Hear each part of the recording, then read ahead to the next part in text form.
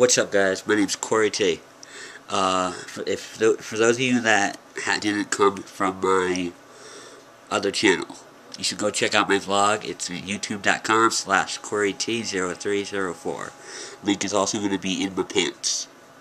I've been a wrestling fan going on 20 years now. I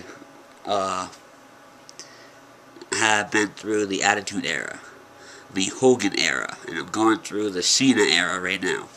I have never missed an episode of Raw, other than maybe 1 or 2 episodes. But even when I was younger, I was in the hospital like all the time because I was born with a facial deformity, and because of that, I had over 40 to 50 surgeries in 18 years. I'm 22 now, and surgeries pretty much stopped. And I decided that it was time to stop. That I'm happy with the way I look now, because it's a big step up from what it used to be. And they pretty much told me that it was time to stop, so. But it's only going to be about, like I said, about me. If you want to learn more about me and watch my daily almost vlog, then go to my YouTube channel. Otherwise, it's going to be about wrestling. Like I said, growing up, I never missed an episode of Raw. Even when I was in the hospital, and I woke up after a surgery, the first thing I would say is, what time is it and what day it was? Because there was no way I was going to miss wrestling. If wrestling was on, I'd tell them, put on channel, whatever. Mostly what I'm going to do here, I'm going to have, like, weekly, for the most part, episodes, where I'll talk about 2 things that happened in the past. One that I liked, one that I didn't like. And when I say about stuff I didn't like, I will discuss what I would have done differently. I'm going to talk about 2 things in the present that's going on right now that I liked and didn't like. Same thing. Where I'll talk about what I liked, and then when I talk about what I didn't like, I'll go on and talk about what I would have did differently. And then I'll go, and this is a little more creative, but the future. I'm going to talk about what most likely is going to happen and what I think should happen. So, I hope you guys stay tuned. But for this one's vlog, I'm going to just tell you real quick my favorite wrestlers and such. My favorite wrestler, past, Bret Hart. He wasn't like Hulk Hogan, who was all self-righteous, saying, take your vitamin and say your prayers and you'll be like me. No, he wasn't about, and I'm sorry, but he was self-righteous. He didn't even follow his own stuff, obviously. Yeah, he took his vitamins, alright.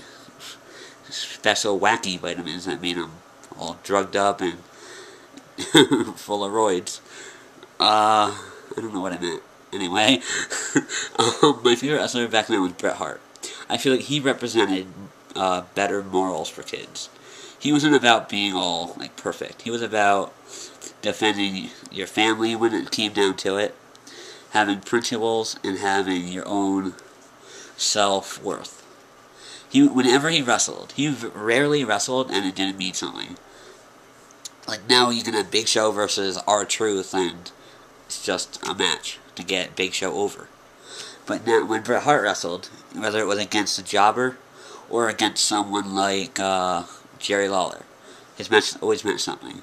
Whether it was against Jerry Lawler when he was defending his family, or whether he was wrestling Owen Hart to get Owen to snap out of his mood swing, rather it was against The Undertaker. The matches always meant something, and that's something I always respect about Bret Hart. He was the best wrestler back then, and I have not seen a wrestler that could compare to him, and that includes Chris Benoit. Chris Benoit was a great athlete, but I always thought he got a bit more praise than he deserved. My favorite current wrestler is Matt Hardy. I think he's way better than his brother. No disrespect to his brother, but I thought his brother got pushed and before it was his time, and I think Matt Hardy should have been the one who got the push that Jeff Hardy received. I think Matt would have handled it a little better. I have liked Matt Hardy since his first time in WWE as a jobber. When he was in during 93, 94, 95, Monday Night Raw, and he was up against, I forget who he wrestled. He was like a big dude. I forget who it was, but maybe Yokozuna. Yeah, I think it was Yokozuna. But anyway, my point is, I have been a fan of his forever. And then when he and Jeff joined and were like the Hardy Boys, and in a new brood, that was awesome. Their first ladder match in the Terry Invitational Tournament, epic. I always thought that was one of the best ladder matches with Edge and Christian. I thought that was the best ladder matches I've seen yet. And then the whole debacle happened with Edge and Lita. And I always actually got a little more respect for Matt because of that. Because and I really do respect this, he has always been one to talk to his fans. And yeah, I'm sure maybe he doesn't say like, hey guys, yeah, I did something really stupid. But he always tells us like what his point of view, what he thinks. And he always tells us like basically what his opinions are on certain people. And I like that. And when he basically laid everything out on the table and all this happened with Lita and Edge, I grew a lot more respect for him. Especially because I was going through something slightly similar. But basically I just thought Matt Hardy was a stand-up guy. And you know what? He didn't think, what will this cost me? He thought, you know what, my fans deserve to know. And yeah, I'm sure it was a little to kind of piss off Edge and Lita. But I didn't like how WWE handled that whole situation at all. Except when they fired him and then they brought him back. I thought they did that awesome. But I don't think they should have fired him at all. And for Edge to receive his title shot and to get the world title, and it started off Edge's push, ridiculous. It was appalling. I always thought, like I said, I thought Matt Hardy deserved a push. And Edge and Jeff Hardy were the ones to get the push. And it wasn't fair. But I'm hoping that Matt Hardy is happy with whatever he does. And I'm actually going to meet him tomorrow. I can't wait.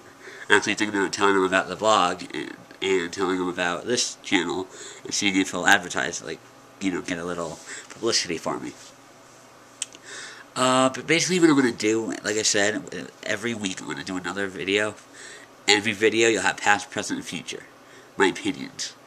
And I'm not your normal wrestling fan who thinks like, yeah, go Cena, or oh man, let's go Sheamus. Or I'm more about like the mid-carders. I've always been like in the 90s when like guys like Austin and Rock and Mick Foley were winning the world title. I always thought like guys like I can't think off the top of my head right now. But I always thought like the mid-carder deserved the title shot. Like, oh my god, I can't think.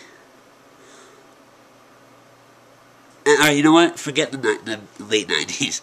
In the early 90s, when like Hogan and Flair were winning, I always wanted to see like Mr. Perfect win the world title.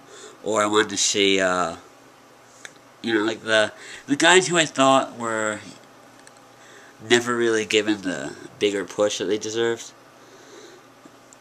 And, well, alright, like Matt Hardy right now. Like, he got fired recently. Well, he asked for his release. He wasn't fired. But I always thought that, like, you had guys like John Cena winning the world title, and he's such a freaking plastic Barbie, where he's exactly what Vince McMahon wants. But you have Matt Hardy, who is actually his own person, and is a freaking... He could come up with a better gimmick than most of what's going on in WWE. And he doesn't have the title shot. He doesn't even have the respect of Vince McMahon. And I resent that. But like I said, I'm not your normal wrestling fan. I usually go for the mid-carders and jobbers. And I always say like Santino, he will always be used as a comedy act. No one will ever get to see his true potential. Bryan Danielson, he's in one right now. I think he deserves more of a push, because right now he's he has that ladies man gimmick, but that's going to end up being, mark my words, it's just going to be a comedy thing, and I don't think he will develop much more after this, because I don't want him to. Caval, another great talent who they're trying to beat the TNA off him right now, and they're making him look like a punk. And it's just, I just don't like how WWE handles most of their talent. Or Jay Lethal in TNA. The guy is one of the greatest talent there is, and he's been X Division champion on multiple occasions. And he's proven that he could be up there with the world title holders. But they haven't given them that push. And it just goes on from there. But, basically I'm just trying to tell you guys that you like wrestling. If you like any bit of pro wrestling, past, present, or future, I want you to watch my vlog, because I guarantee you will hear something you like, or at least something that makes you think. So keep tuning in. Later.